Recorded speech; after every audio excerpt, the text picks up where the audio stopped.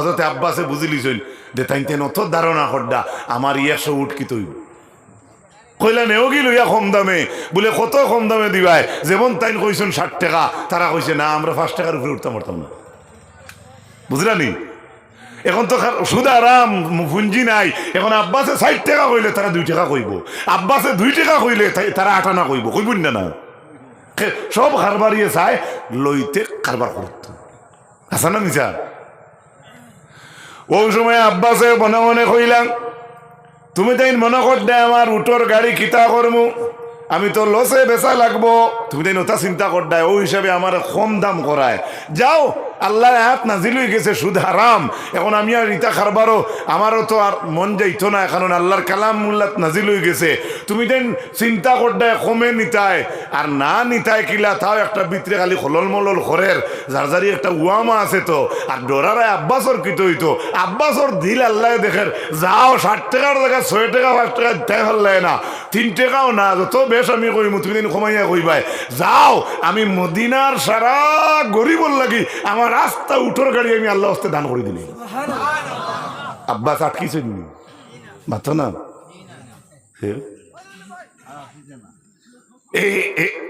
এলা দিন গেছে এরা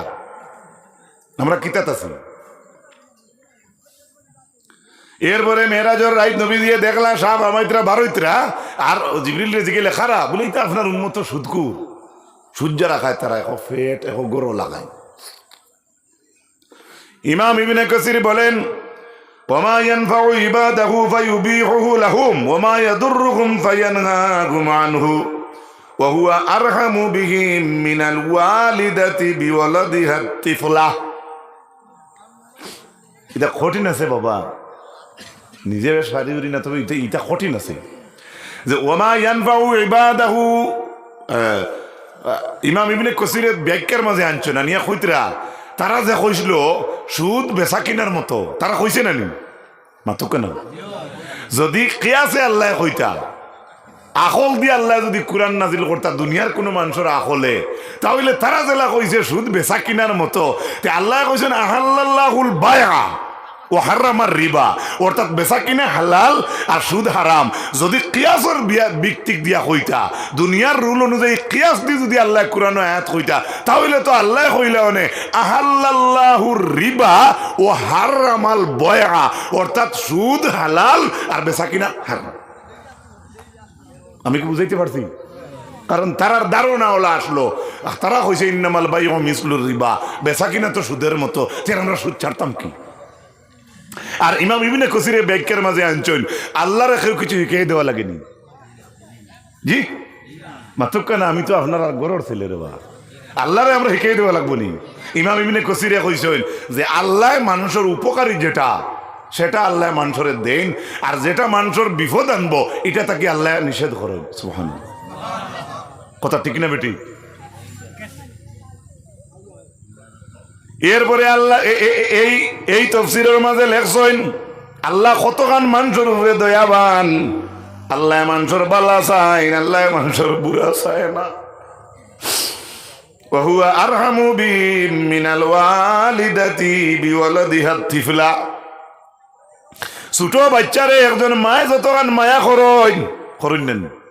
খান দেন আমাকে দুধ খাইতো আমাকে ফুড়ি যার আমার মনে একলা তুই আইসি শোনা বোন জলদি আমার একটু গুয়া দে কতটা যেন এক বাচ্চা এক মারে খোয়ায় আচ্ছা যদি এই মহিলা বারে দিয়ে যাওয়াও লাগে না তারপরেও 1 লাখ রুমও বাচ্চাই হরুতা হুতাই না মা বাপে তুই নয় রে আমার ইগুতা 1 লাখ কইনি না খুব কাছে এই মার মায়া আছে না বাচ্চা লাগি ইমাম ইবনে কাসিরে কইতরা ই মায়া কিতা একজন ছোট নাবালিক বাচ্চার প্রতি একজন মার যতটুকু মায়া তার চাইতে আরো বেশি মায়া আমরা বন্দার লগে আল্লাহ এর লাগে আল্লাহ মানুষের ভাত করবা না বলা করবা দুরূদ পড়ই না আল্লাহুম্মা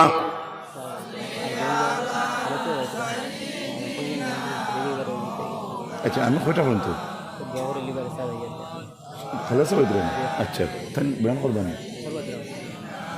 মাওলানা মুহাম্মদ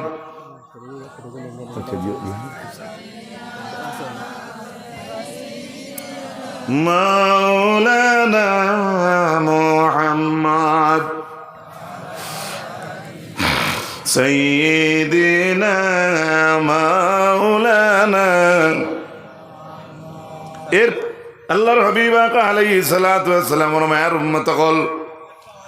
আল্লাহর হাবিব আকা আলাইহিস সালাতু ওয়াস সালামে ফতে মক্কার দিন কইছিল ওয়া কুল্লু রিবান ফিল জাহিলিয়াতি মাওজুন তাহতা কদমাইয়া হাতাইনি ওয়া আউয়ালু রিবান আদাউ রিবাল আব্বাস। ও ফাইলিছেন আমি একটু আগে যখন কইছিলাম সাহাবীর নাম হয়ে গেছে। রাসূলুল্লাহ ফরমাইছেন ফতে মক্কার দিন কইছেন কিয়ামতের দিন সব মানুষের সুদ আমার দুইও ফার তলে আইব। সুবহানাল্লাহ। আরো যদি কেন সুবহানাল্লাহ। অর্থাৎ নবীজিয়ে ফার তলে আর মিটাইবা আর কইয়া নবীজিয়ে কইছেন ও আউয়ালু রিবান আদাউ রিবাল আব্বাস। আর সারার ফয়না আমার ফার তলে যার সুদ আইব এই নইলে হযরত আব্বাসের সুদ। আমার আগর ঘটনায় আর হদিসে মিলি যার তো কিছু কিছু মিলেন না সাবরে লইও না।